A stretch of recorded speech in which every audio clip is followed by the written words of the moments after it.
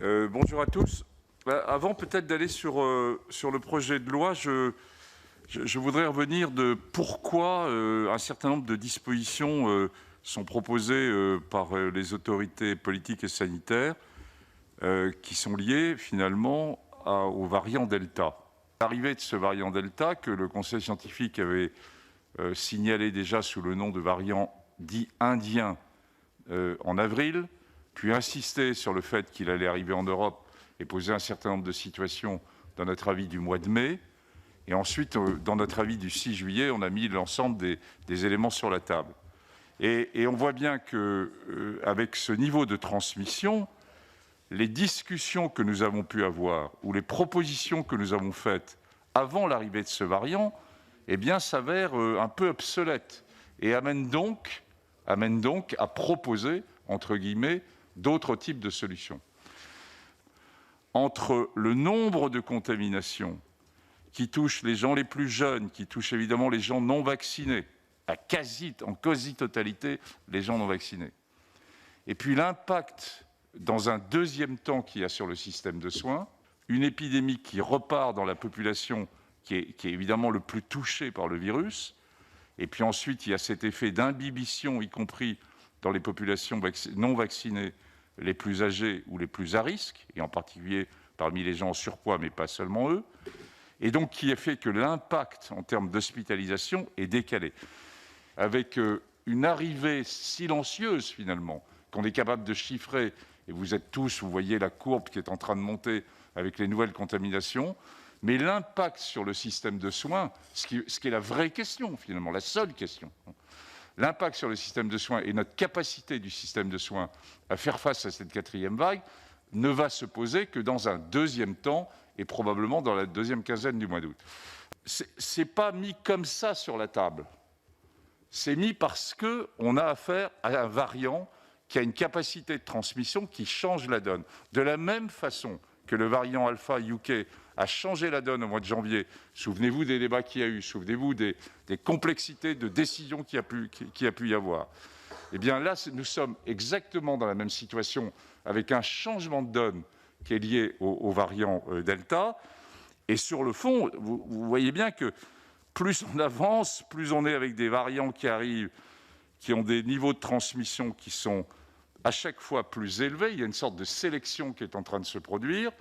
Heureusement, et je touche là du bois, il n'y a pas eu de variant avec des sélections de résistance au vaccin qui s'est créé, qui serait le variant sud-africain et le variant bêta.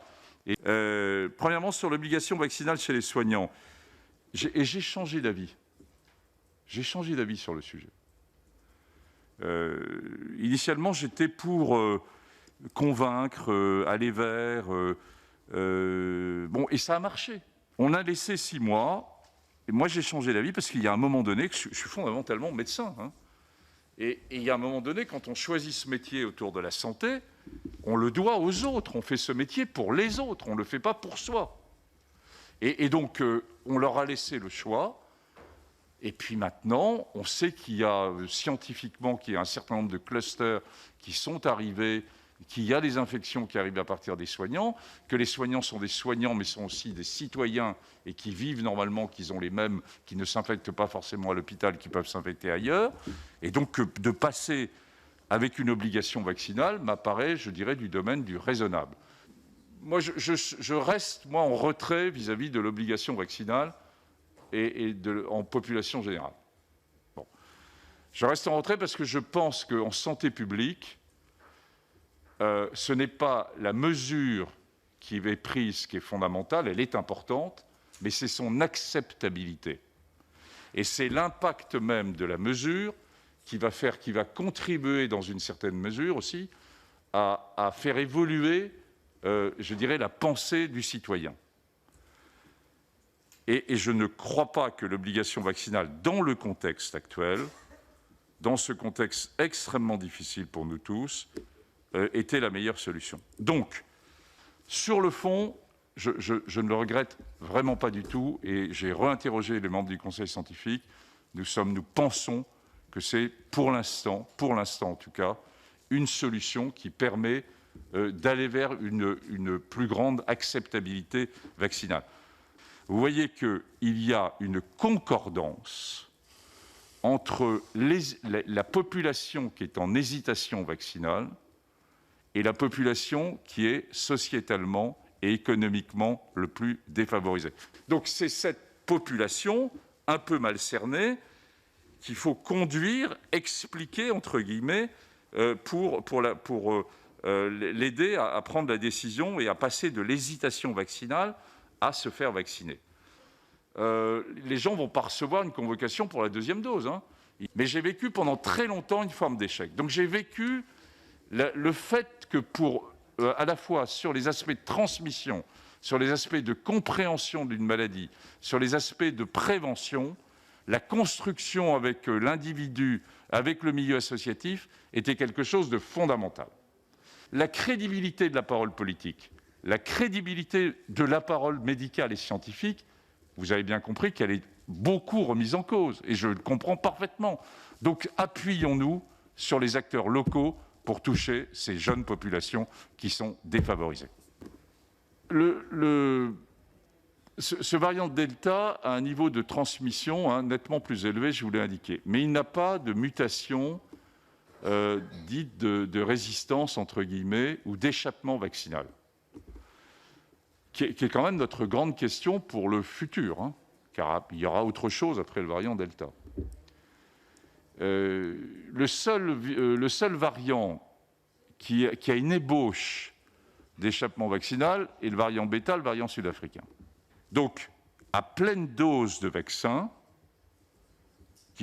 en particulier des 2 vaccins mRNA, mais pas que, les autres également, AstraZeneca un tout petit peu moins, eh bien, les 2 doses de vaccin, et vous avez vu qu'on est passé en admettant que 8 jours ou 7 jours après la deuxième dose, il y avait une réponse immunitaire vaccinale effective, complètement effective. Il y a une protection, d'une part, contre la survenue de formes graves quand on est infecté, et une protection contre la transmission. Ces vaccins ne protègent pas totalement contre la transmission.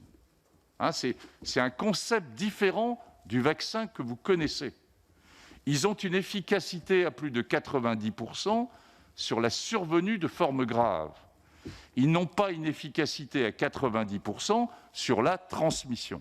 On peut parfaitement avoir eu ces 2 vaccins depuis maintenant 3 mois et puis être contaminé avec le variant Delta, qui possède certaines caractéristiques, mais il n'y a pas d'impact. Il n'y a pas d'impact pour la personne. Elle fait un peu de température éventuellement, voire même elle reste asymptomatique.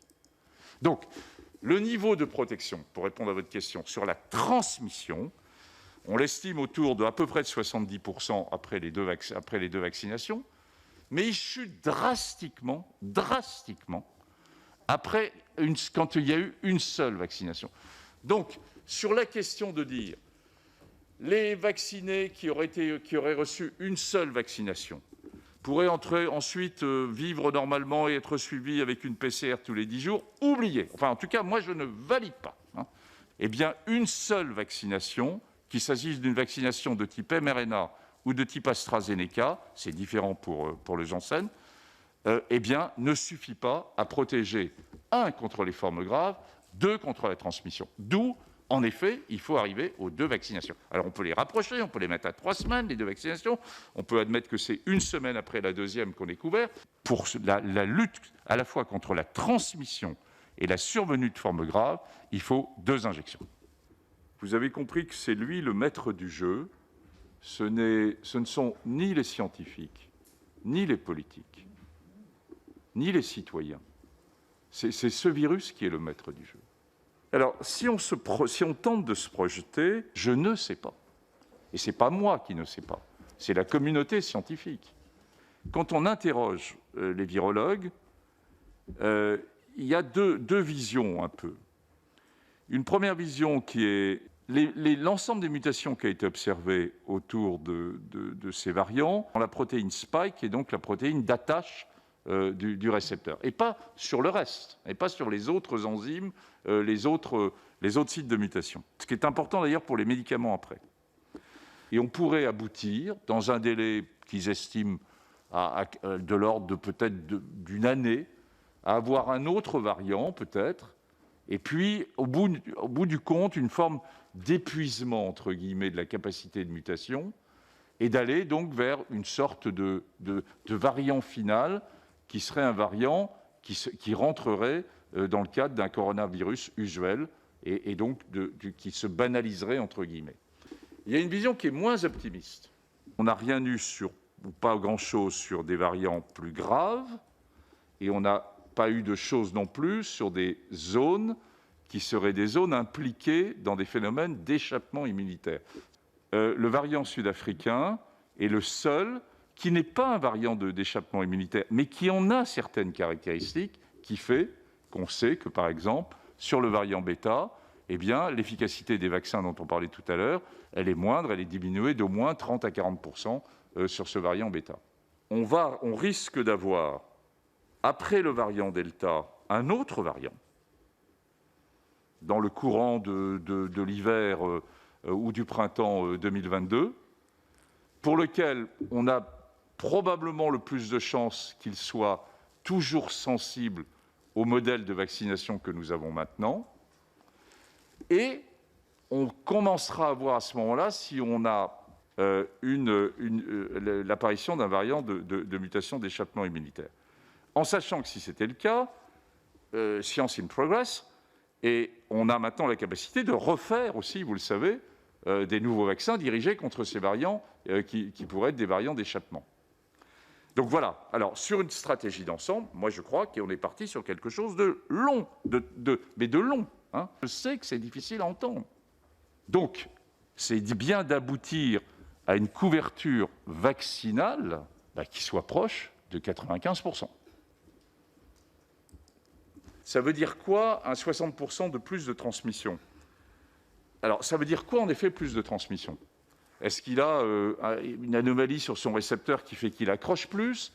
Est-ce qu'il replique plus?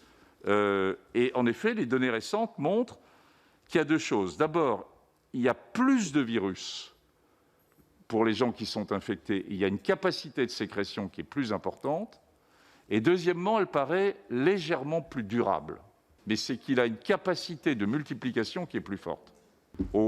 À la fin de l'hiver 2021-2022, avec 40 pays du monde riches qui vont être vaccinés à 90%, voire plus dans certains pays, et avec le reste du monde très peu vacciné.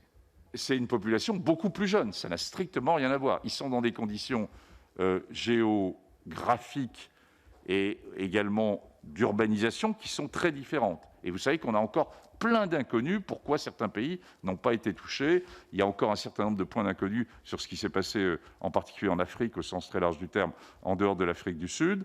C'est une des vraies questions. Mais sur la vision globale que vous évoquiez, comment, dans la gestion de long terme de cette crise, on va gérer 40 pays riches, vaccinés, capables d'avoir accès à des vaccins dirigés contre les variants de mutation, et puis comment le reste du monde sera très incomplètement vacciné. Les dernières données de l'OMS suggèrent qu'il n'y aura pas de vaccination générale avant 2023-2024. Enfin, et encore, c'est totalement optimiste, je pense. Donc, c'est comment on va gérer ces deux mondes. Est-ce qu'on va se bloquer dans nos 40 pays? C'est probablement pas une solution. Vous avez vu que les pays qui ont choisi zéro Covid, de type Australie, de type Nouvelle-Zélande, sont dans des situations extrêmement difficiles là maintenant. C'est-à-dire qu'ils vont bien, mais ils referment à 100 cas. Et en refermant à 100 cas, ils referment le pays. Hein. Et l'Australie est dans cette stratégie-là. Mais est-ce que c'est une solution? On a choisi une autre solution. Bon. Et comme ils n'ont pas vacciné, ils se trouvent avec 12% de vaccinés. On oublie de le dire. Mais des grands pays qui ont choisi le zéro Covid se sont mis dans des situations où ils ont pris du retard sur la vaccination et où donc ils sont obligés de refermer complètement. Et donc, ce n'est pas la solution qu'on peut choisir en Europe pour des raisons évidemment géographiques. Sauf qu'on est dans un moment un peu compliqué. Les médecins généralistes, ils sont comme tout le monde, ils ont envie de prendre quelques vacances et la crise, elle est là pour le Delta. Donc, il y a un premier message pour les médecins généralistes. J'ai appelé le président du Conseil de l'Ordre hier et je lui ai dit, je pense que vos troupes n'ont pas encore compris ce qu'allait être l'impact du variant Delta là pendant les semaines qui viennent. Que les médecins généralistes n'ont pas compris la rapidité avec laquelle était en train d'arriver ce variant. Alors, les traitements, c'est un élément fondamental pour la suite. Ne comptez pas sur les traitements là pour lutter contre la 4e vague de Delta. Vous savez qu'on a 2 types de traitements, c'est-à-dire c'est l'idée d'utiliser des antiviraux de façon extrêmement précoce pour avoir une stratégie de test and treat. Vous avez des premiers signes, vous êtes testé, on vous traite tout de suite. C'est-à-dire c'est du traitement à J3, entre J3 et J5. Et que vous soyez à risque ou pas à risque, on vous traite tout de suite. Alors pour le faire, on a des anticorps monoclonaux qui sont dirigés contre des éléments de la protéine spike qu'il faut utiliser en combinaison et qui sont utilisables par voie intraveineuse. C'est-à-dire que ça oblige à passer par un système un peu lourd, d'avoir un impact avec le système de soins. Actuellement, il y a 2500 patients en France qui ont été traités par ces anticorps monoclonaux. Donc vous voyez que c'est peanut, hein, et que ce n'est pas ça qui va nous permettre de répondre à une vague très importante en traitant les personnes à risque. Parce qu'on pourrait imaginer, vous avez plus de 60 ans, vous n'avez pas été vacciné pour des raisons diverses, vous êtes obèse, vous avez 45 ans, vous n'avez pas été vacciné, immédiatement, on vous traite avec ce type de traitement. On va essayer de le faire. J'en parlais avec le professeur Yazdan Pana hier soir tard pour essayer de monter ça là, encore, de prendre une vitesse supérieure là, pendant les semaines du mois d'août pour le mettre en place, mais je n'y crois pas trop en termes de faisabilité. Là où j'y crois, c'est plus pour la fin de l'année, où nous aurons des antiviraux qui seront par voie orale, c'est-à-dire sous forme de comprimés, et où là, la stratégie de test and treat, la même, hein, peut éventuellement s'envisager. C'est-à-dire que vous avez des premiers symptômes, vous êtes testé, vous prenez des comprimés pendant 5 jours. S'il y a une réduction de passage aux formes sévères, aux formes graves, chez les non-vaccinés, j'entends bien, eh bien, ça serait une des solutions. Mais il y a plusieurs compagnies qui fabriquent ce type et qui pensent et qui sont en essai avec ce type de molécules. Je vous rappelle que c'était la stratégie initiale complète tout à fait au départ. Souvenez-vous du mois de mars 2020 avec d'autres produits sur lesquels je ne reviendrai pas. Mais l'idée en soi n'était pas idiote, hein. Test and treat, moi j'y crois, on l'a fait dans d'autres stratégies. Mais n'y comptez pas, nous n'aurons pas les moyens de le faire parce que nous n'avons pas les éléments pour le faire. Pour répondre au variant Delta, on aura les éléments de le faire pour la fin de l'année. Et ça revient à la biologie de tout à l'heure, ce qui est intéressant, c'est qu'un certain nombre de ces molécules ne sont pas dirigées contre les protéines de la spike, c'est-à-dire celles qui mutent, mais contre des protéines intrinsèques du virus qui l'aident à se fabriquer, en particulier la protéase, hein, et qui donc ne sont pas touchées. Ces molécules seraient possiblement efficaces contre les variants. La priorité, c'est le soin aux patients. Hein, j'ai aucun doute là-dessus. Les données que nous avons montrent que le variant Delta, pour l'instant, ne semble pas plus dangereux. Le variant Delta, pour l'instant, ne semble pas plus dangereux. Je dis bien pour l'instant, parce qu'on a eu exactement la même vision sur le variant UK autour du 20 décembre. Je m'en souviens très très bien. On était en dialogue avec nos collègues anglais, montrant qu'il y avait une dangerosité accrue. Actuellement, je pense que le ministre a dû vous le donner, il y a un seul papier, qui est un papier des équipes écossaises, que j'avais là tout à l'heure d'ailleurs en call, et je les ai réinterrogés là-dessus, parce que c'est évidemment une question fondamentale. Je ne suis pas totalement convaincu par le fait que ce variant a une dangerosité accrue. Sa dangerosité, elle est liée au fait qu'il est plus transmissible. Et ça suffit pour nous tous, hein, je vous le garantis. Mais il n'entraîne pas plus de formes graves chez les gens qui l'atteignent. Mais si ça se trouve, il faut être très humble vis-à-vis des connaissances scientifiques. Et je ne dis pas ça du tout pour me couvrir, hein, j'en ai rien à faire. Je le dis parce que je le pense. C'est-à-dire qu'on avance en marchant sur les connaissances sur ce virus. Hein, il y a des choses qui, au fur et à mesure, on aimerait pouvoir dire qu'on sait tout. Et la réponse est non. Il y a des choses qu'on sait, il y a des choses qu'on peut prévoir, et il y a des choses sur lesquelles on apprend, et c'est logique avec ce nouveau variant. 10% des plus de 60 ans. Le deuxième grand facteur de risque, c'est l'obésité. Vous avez tous vu il y a 15 jours l'enquête sur l'obésité en France, 17%. Et puis par ailleurs, on a une autre population française, c'est l'enquête de hier ou avant-hier, où les femmes françaises sont les plus minces du monde. Au niveau européen, en tout cas. Bon. Mais, et ça montre bien. Et alors, d'ailleurs, je ne ferai pas de commentaires dans cette noble assemblée, mais c'est pour vous montrer que justement, on a l'extrême, c'est-à-dire qu'on a le 17% avec surcharge pondérale qui est à risque très important de forme sévère ou de forme grave, et qui là est indépendant de l'âge. Et où donc, cette population, 17%, faites le calcul vous-même, hein, et on estime, avec beaucoup d'incertitudes, qu'il y aurait seulement 55% des patients en surcharge pondérale qui seraient vaccinés. Donc ça laisse un réservoir d'accès pour le virus qui, dans un premier temps, et ça va répondre à votre question, dans un premier temps, si on va vers, et c'est les populations défavorisées, si on va vers, c'est évidemment la première cible, c'est protéger les plus fragiles à des niveaux divers. Mais de toute façon, à un moment donné, et c'est ce qu'on risque de voir, par exemple, chez les plus jeunes, à partir du mois de septembre et de la rentrée scolaire, il va y avoir un tel niveau de circulation du virus qu'il y a forcément un impact, y compris si on laissait ce virus circuler. Donc, la priorité en termes de stratégie sur le système de soins, c'est de vacciner les populations les plus fragiles et les plus âgés, et c'est là où on peut être le plus convaincant, en plus, me semble-t-il. Mais, dans le même temps, il faut aller aussi vers une vaccination plus générale pour les raisons qu'on a indiquées. Donc, ce n'est pas contradictoire, mais c'est avec deux objectifs qui sont différents. Une fois de plus, depuis le début, je suis plutôt en retrait sur la notion générale d'obligation vaccinale. Bon. Je vous ai indiqué que j'avais cheminé sur le problème des soignants. Bon.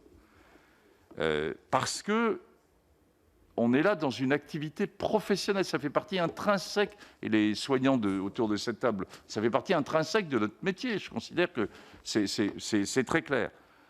Après, le reste, on est bien dans de la protection de populations qui sont plus à risque que d'autres. Je pense fondamentalement qu'en termes de santé publique et de décision de santé publique, eh bien, il faut finir de les convaincre, entre guillemets, parce que nous n'arriverons pas à faire passer un message d'obligation vaccinale.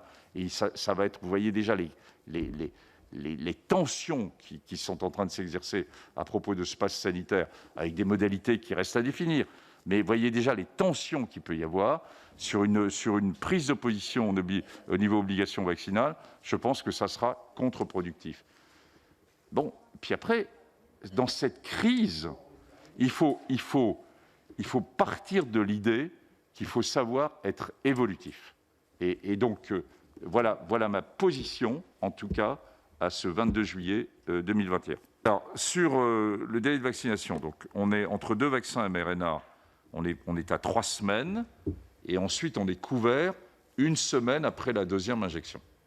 Donc, quelqu'un qui se fait vacciner là maintenant, il a une deuxième vaccination 3 semaines après, il est couvert 1 semaine après, donc c'est 1 mois. Sur le vaccin AstraZeneca, dont la couverture, dont l'efficacité est un peu moins bonne que les vaccins mRNA sur le variant Delta, les délais de vaccination, là, intrinsèques à ce qui est contenu dans le vaccin, les délais entre la première injection et la deuxième injection restent longs, et restent plus longs que ce que je viens de vous indiquer. La vaccination ne va pas changer énormément la donne, vous l'avez bien compris, pour répondre à la 4e vague, la fin août. Hein. On devient trop juste là maintenant, c'est trop. Mais on est là en train de se projeter plutôt pour le mois de septembre. Eh bien, c'est assez logique qu'on aille vers des vaccins mRNA en raison des délais que je viens de vous indiquer. Hein. C'est du délai, ce n'est pas du choix. Bon. Femmes enceintes. Les recommandations américaines jusqu'à il y a 1 semaine était posé un point d'interrogation sur le premier trimestre de grossesse. Le Conseil d'orientation vaccinale a émis un avis il y a deux ou 3 jours, en s'appuyant aussi, après discussion avec nos collègues du NIH, on l'a fait avec Alain, sur le fait qu'il n'y avait pas de contre-indication à vacciner les femmes enceintes durant le premier trimestre. Je répète, il n'y avait pas de contre-indication à vacciner les femmes enceintes durant le premier trimestre. Alors, femme allaitante, si la femme, par exemple, a été vaccinée durant le 5e ou le 6e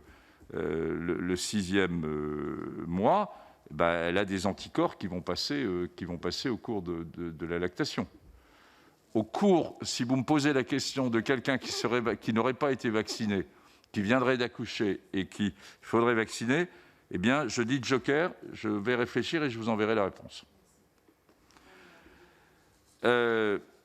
Sur le pass vaccinal, est-ce que ça répond à la question d'une transmission externe? Alors, moi, je voudrais juste m'arrêter un instant pour vous dire que on a beaucoup parlé de vaccination, du pass vaccinal et d'aller pour la vaccination. Oui. Mais ça ne va pas changer fondamentalement la réponse à la 4e vague, là, dans les semaines qui viennent. La réponse à la 4e vague, elle va s'appuyer sur une augmentation de la vaccination, et vous voyez que les délais sont là, et elle va s'appuyer sur l'utilisation du pass sanitaire dans le délai dans lequel il va se mettre en place et avec des modalités qui ne relèvent pas de ma compétence, mais elle va s'appuyer aussi sur où est-ce qu'on se contamine, sur revenir aux gestes barrières simples, individuels, qui ont totalement explosé. Totalement explosé. Moi, si je vous pose la question de combien de fois par jour en ce moment vous êtes en train de vous laver les mains avec ça, je préfère pas entendre les réponses. Vous avez oublié ça. Moi aussi un peu. Moi aussi un peu. On se lave beaucoup moins les mains qu'avant. Hein ? Mais c'est très bien si vous le faites en permanence. Mais la population en général, on le sait. Hein ? On le fait beaucoup moins. Bon. Les gestes barrières sur le port du masque, alors c'est compliqué, je le sais. Dans une phase de très haut niveau de contamination tel qu'on va l'être à partir de... On l'est déjà maintenant, mais tel qu'on va l'être encore plus à partir de début août, le report du masque, entre guillemets, y compris chez les gens vaccinés, puisque je vous ai dit qu'on pouvait quand même être infecté, entre guillemets, mais sans forme grave, et quelque chose qui est simple, qui ne touche pas quand même fondamentalement aux libertés républicaines. Souvenez-vous, le port du masque, il y a eu aussi beaucoup de discussions sur le port du masque. D'abord, la compréhension de ce que ça voulait dire, mais finalement, il y a eu une acceptation qui s'est faite. Et elle continue à se faire dans les transports parisiens. Bon, et ailleurs, je ne parle pas que de Paris, il se trouve que je vis à Paris. Bon. Et donc, les petits gestes, au niveau individuel, vont être fondamentaux pour notre population durant les semaines qui viennent. Hein, et ce n'est pas que le vaccin. La même chose, on sait où on se contamine. Le pic, là, qui est absolument très très fort, qui a lieu en Néderlande et aussi dans la région nord de l'Allemagne, c'est lié aux boîtes de nuit. Moi, j'y peux rien. J'ai rien contre les boîtes de nuit. Hein, mais c'est une réalité que ce sont des endroits fermés où on crie, où on chante, où on boit et où on perd des gestes de distanciation sociale. Les clusters sont venus de là. L'impact des matchs de foot et de la Coupe d'Europe de foot qui commence à se voir en ce moment en Angleterre, il n'est pas lié tellement au match. Il est lié, en fait, dans les rencontres, les Anglais nous le racontaient très bien, ils vont le publier, dans les bus où on crie, où on chante, et dans les pubs où on va boire après. C'est-à-dire, je voudrais insister, parce que c'est un peu solennel ici, je voudrais insister que dans les semaines qui viennent, notre capacité, non pas à arrêter la vague, mais à limiter l'impact sur le système de soins, il est entre nos mains, il est entre les mains de nos concitoyens. Et ce n'est pas seulement se dire c'est le pass sanitaire ou c'est le vaccin, c'est aussi les petites mesures. Non, excusez-moi, je me suis un peu énervé. Clairement, on peut s'infecter avec ce virus à l'extérieur, hein. C'est-à-dire qu'il faut reprendre des mesures de précaution quand on est en un extérieur, je dirais, avec des mesures de distanciation qui ne sont pas possibles. On peut mesurer le taux d'anticorps, ce qui permet de dire que quelqu'un a été infecté ou pas. On n'a pas actuellement de bons marqueurs si ce niveau d'anticorps est un niveau qui est un niveau de protection. On n'a pas de marqueur de protection et de corrélat de protection, soit après l'infection, soit après vaccination. Je vous rappelle que, par ailleurs, dans l'immunité contre ce virus, il y a à la fois des anticorps et une immunité de type T qui n'est pas mesurée en pratique courante. C'est-à-dire qu'il y a une double immunité qui peut jouer un rôle. Alors, ce taux d'anticorps, il est important parce qu'il permet de situer à quel niveau de vaccination, d'infection on se situe. Je vous rappelle qu'en France, c'est hétérogène, mais enfin, en gros, c'est autour de 20% ou de 22% des gens ayant déjà fait une infection à Covid. Mais le problème, c'est que dans ce chiffre, il y a tout. C'est-à-dire, il y a des gens qui ont fait un Covid au mois de mars 2020, il y a ceux qui ont fait un Covid au mois de septembre, il y a ceux qui ont fait un Covid au mois de décembre, et tous ceux-là ont des anticorps qui n'étaient pas dirigés du tout contre le variant UK, ni contre le variant Delta. Donc le niveau de protection de ces anticorps, il est très faible. Et donc les gens qui disent « mais moi j'ai été infecté, je n'ai pas besoin de me vacciner », c'est faux scientifiquement. C'est-à-dire qu'ils ne sont pas protégés parce que les anticorps qu'ils ont produits lors de l'infection par le virus initial ne les protègent pas contre le variant Delta actuel. Donc il faut qu'ils aient bien une injection de vaccination. Les messages généraux des politiques, médicaux, scientifiques, nos concitoyens en ont jusque-là. Et voilà, moi je me sens coupable comme les autres. Comment mieux approcher ça? Bon. Est-ce qu'il faut faire peur? J'en suis pas sûr du tout, moi. Mais dire la vérité, essayer de dire la vérité, dire ce qu'on sait, ce qu'on ne sait pas, pouvoir dialoguer autour des vaccins, lever un certain nombre de doutes. Alors, sur les Outre-mer, écoutez, on a beaucoup insisté. Moi, c'est un sujet qui me tient énormément à cœur, sur les Outre-mer, parce que ce sont des citoyens français comme les autres, et ils vont être touchés plus que les autres. Le niveau de vaccination est très faible, la Guyane étant le summum. Je pense que, et c'est d'ailleurs, nous avons poussé plutôt les autorités à prendre un certain nombre de mesures un peu plus difficiles en Outre-mer, parce que je pense que la vague en Outre-mer va être très difficile à gérer. Et donc, il y a un effort de communication très important. La Guyane est un pays que je connais bien parce qu'on a eu le même problème sur les mesures de prévention sur le VIH. C'est compliqué, mais on ne doit pas baisser les bras et il doit y avoir un certain nombre d'arguments qui doivent pouvoir être déclinés. Et on voit bien d'ailleurs que dans d'autres régions, le niveau de vaccination est en train de monter. Alors, sur les collègues qui remettent en cause les problèmes vaccinaux, moi, j'ai rien à dire, si vous voulez. C'est bien sûr que ce sont des gens connus et qui ont fait de très belles choses dans leur vie. Et puis, ça m'arrivera peut-être un jour. Il faut à un moment donné aussi s'arrêter. Bon.